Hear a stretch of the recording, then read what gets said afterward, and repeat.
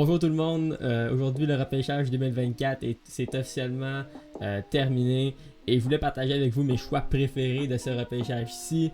Ça a été un repêchage rempli de surprises. Je pense à Beckett Seneke, choisi 3e au total, ou que ce soit un cas comme Cole Eisenman qui est descendu jusqu'au 20e choix aux Islanders. Ça a également été rempli d'échanges. Aujourd'hui on a appris l'échange qui envoie Mikhail Sergachev au Hockey Club de Utah, donc le club d'hockey de Utah, c'est la traduction, I guess.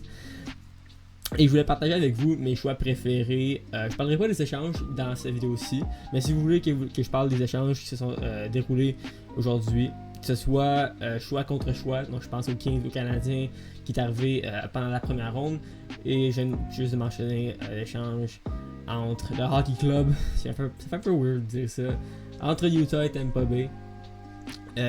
Qui entoure Mikhail Sergachev. Et sans plus tarder, je vais commencer avec mon choix préféré de la première ronde.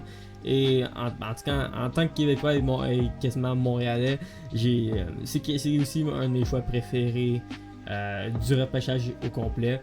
Et je parle du 5e choix au total, Ivan Demidov. Je pense qu'on a pas mal tous entendu parler. Aussi également à cause que Céline Dion a présenté le choix, a fait le choix plus tôt. Et ouais, Ivan Demidov est probablement mon choix préféré dans tout ce repêchage-là. C'est à cause, et pourquoi c'est mon choix préféré, c'est à cause que la valeur qu'il donne aux Canadiens à la 5e position est immense. Jamais, je pense, dans les dernières années, en tout cas, je dirais pas jamais, là, mais dans les dernières années, je me rappelle pas d'avoir un joueur autant dominant et qui peut être un game changer autant qu'Ivan Demidov. Et le fait qu'il soit disponible au 5e au total et que le Canadien de Montréal l'ait pris, c'est énorme. Si je peux faire un comparatif, si vous n'êtes pas familier avec Ivan Demidov, il y a le talent d'Alex Kovalev mixé avec le caractère de Sidney Crosby.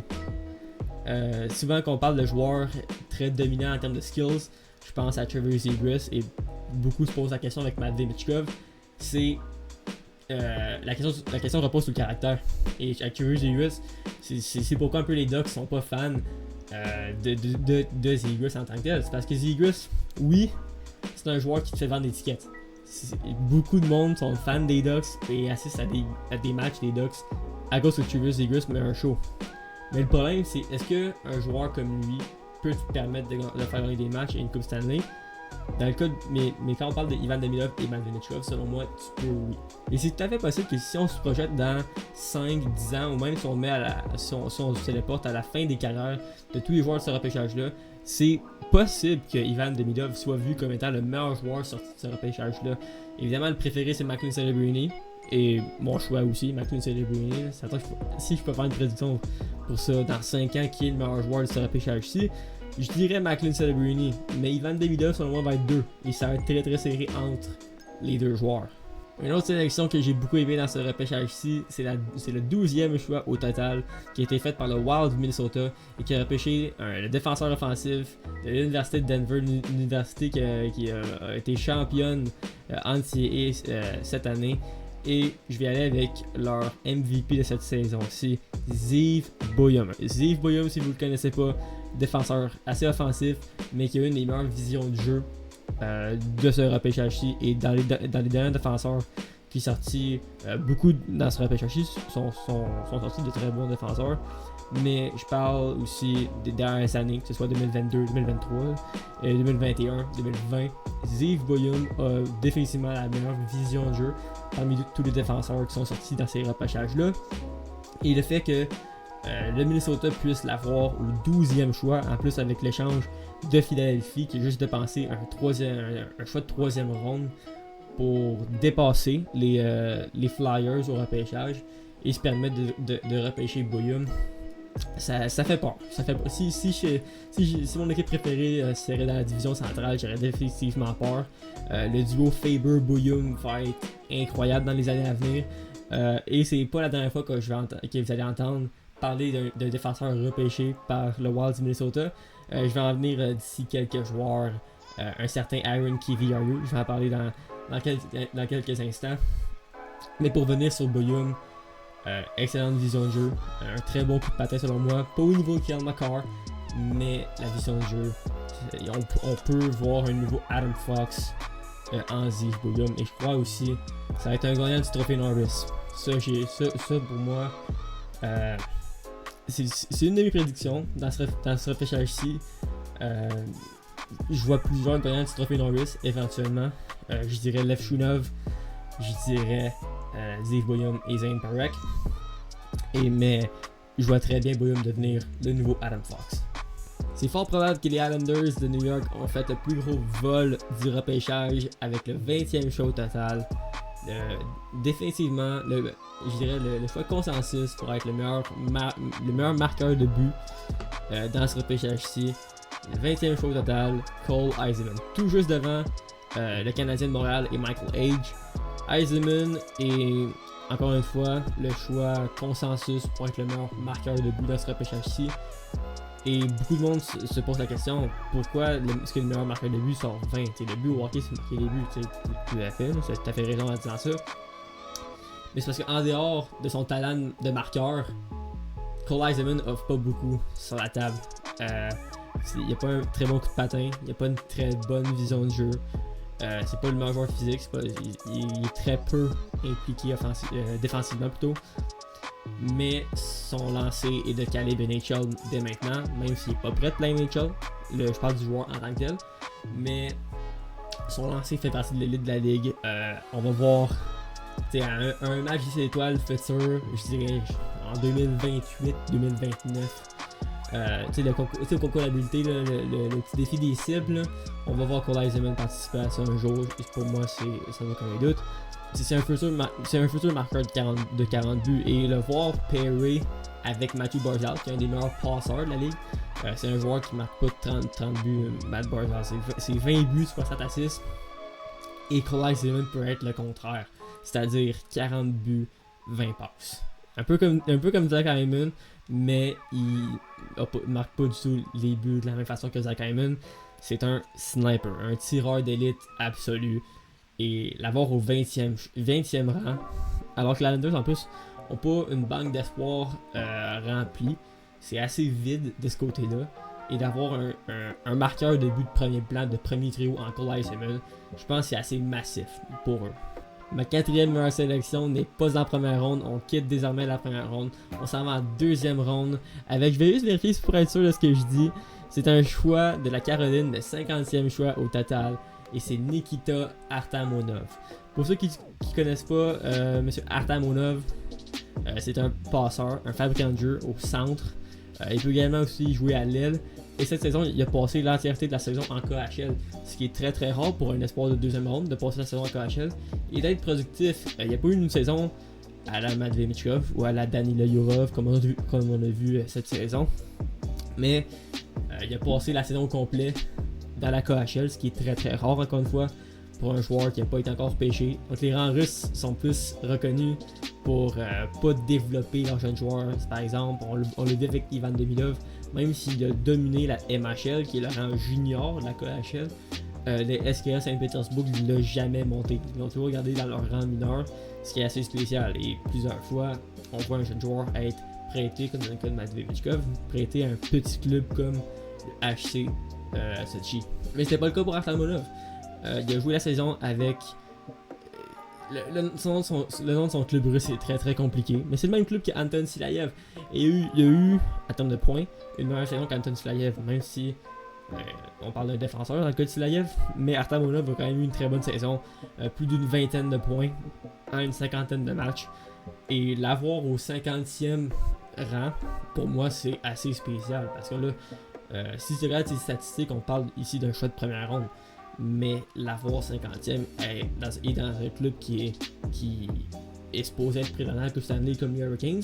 C'est très bon d'avoir un espoir comme Artamonov qui peut s'en venir dans seulement peut-être 2 années. Donc c'est très bon pour la Caroline. C'est la 2e fois qu'on va parler d'un défenseur du Wild du Minnesota, ou plutôt repêché par le Wild du Minnesota, Aaron Kiviharju, est un autre choix que j'ai adoré. L'avoir en 4e ronde, si on remonte à 2-3 ans, Aaron Kiviharju était vu comme étant peut-être le premier choix au total du repêchage 2024. Malheureusement, beaucoup de blessures et un manque de développement de son côté. Comparativement à beaucoup de défenseur, surtout dans ce repêchage-ci. Aaron Kiviaru ne s'est pas développé comme on l'aurait voulu. Mais pas au niveau d'être un choix de 4e ronde, 122e, quasiment même 5e ronde dans ce cas-ci. Aaron Kiviaru aurait pu sortir à la fin de la première ronde. C'est un défenseur qui a beaucoup de potentiel. Malheureusement, la grandeur, 5 pieds 9, 5 pieds 10 sur une bonne journée, c'est pas fameux. Surtout pour un défenseur qui est offensif, mais aussi est assez fiable en défense aussi. Un défenseur polyvalent de 5 pieds 9, c'est pas toujours ce que les dirigeants veulent. Et c'est pourquoi aussi il a chuté en 4e ronde, 122e. Et j'adore le fait que un choix de 4e ronde, c'est rare que ça va devenir un joueur de la NHL régulier. Mais je pense que Kiviaru un jour peut l'être et l'avoir 122e, je trouve que c'est très très bon. La valeur à ce choix-là est excellente pour le Wild du Minnesota et j'adore la sélection qu'ils ont faite. Et mon dernier choix préféré est également pour une deuxième fois dans cette vidéo. C'est un choix fait par les Hurricanes à Caroline et c'est le Québécois Justin Poirier. C'est pas du tout un joueur que je m'attendais chuter. Encore une fois, j'ai juste vérifié le chiffre. 156e. Quasiment choix de 6e ronde. Fin de la 5e ronde ici dans ce cas-ci. Et on parle ici du meilleur, du top scoreur de but de la LHJMQ, seulement à 17 ans, mais en septembre aussi. Donc une date de fête assez jeune. En tout cas, bref. Également 18 buts en 17 matchs dans les séries de la LHJMQ. Ils ont seulement perdu contre je pense, si je me trompe pas, j'ai un peu suivi en plus les séries de la LHJMQ cette année. Je pense que c'était contre les Eagles du Cap-Breton. Mais une très bonne performance en série, dans les moments qui comptent en plus. 51 buts en 68 matchs, 82 points plus 40. Justin Poirier est un des meilleurs espoirs de la LHJMQ cette année. Et le voir aller en 5e ronde, quasiment 6e. Oui, ok, il fait 5 pieds 7. C'est pas un joueur très grand. Mais le talent pour marquer des buts est là. Même si son jeu est assez limité pour le moment, le talent de marqueur est excellent. Top scorer d'une ligue junior majeure à 17 ans. Et il a encore 17 ans. Il n'a pas eu 18 cette année encore. Encore à 17 ans, c'est assez... dans mon vécu, en tant que gars de 18 ans, j'ai rarement vu ça dans la LHJMQ. Je me rappelle l'année des Moussets avec Drouin McKinnon, tout ça. Oui, c'était assez spectaculaire, mais Justin Poirier avait pas l'aide que Jonathan Drouin avait avec les Moussets. Et il y a eu quand même une excellente saison, cinquantaine de buts et plus. On parle ici de plus qu'un but par match en séries éliminatoires. Donc, l'avoir en 5e ronde, encore une fois, les Hurricanes, chapeau à vous. Vous avez eu un des meilleurs repêchages selon moi. Et votre sélection de Justin Poirier justifie pourquoi vous avez un des meilleurs repêchages parmi les équipes de la NHL. Donc, pour conclure cette vidéo, dites-moi en commentaire si vous voulez savoir mes opinions par rapport aux échanges qui ont été faits pendant le repêchage. Que ce soit Mikhail Sergachev, l'échange qui implique la sélection de Michael Age, également l'échange de Tanner Jeannot. Dites-moi en commentaire si vous voulez savoir mon opinion là-dessus. N'oubliez pas de suivre tous mes réseaux marqués en description, que ce soit TikTok, Instagram, Twitch et même abonnez-vous à cette chaîne YouTube. Il y aura beaucoup de contenu qui s'en vient dans les prochains jours. C'est fort possible qu'on ait un départ de Steven Stamkos et j'ai quand même une opinion là-dessus aussi. Et dites-moi aussi en commentaire qu'est-ce que vous pensez de la sélection de Ivan Demidov et des autres joueurs repêchés, que ce soit Beckett, Seneca, Macklin, Celebrini, même si je pense qu'il n'y a pas grand monde d'opinion là-dessus. C'est les meilleurs joueurs du repêchage. Donc c'est dur d'avoir une opinion pendant ce temps-là. Alors n'oubliez pas de suivre cette chaîne YouTube, il y aura beaucoup de contenu qui s'en viennent dans les prochains jours, dans les prochaines semaines. C'est un projet qui a vraiment le goût de m'impliquer vraiment là-dedans. Et ça sera encore meilleur si vous pouvez aussi vous impliquer là-dedans. Donc je vous remercie d'avoir visionné cette vidéo et on vous dit à la prochaine. Ciao, bye!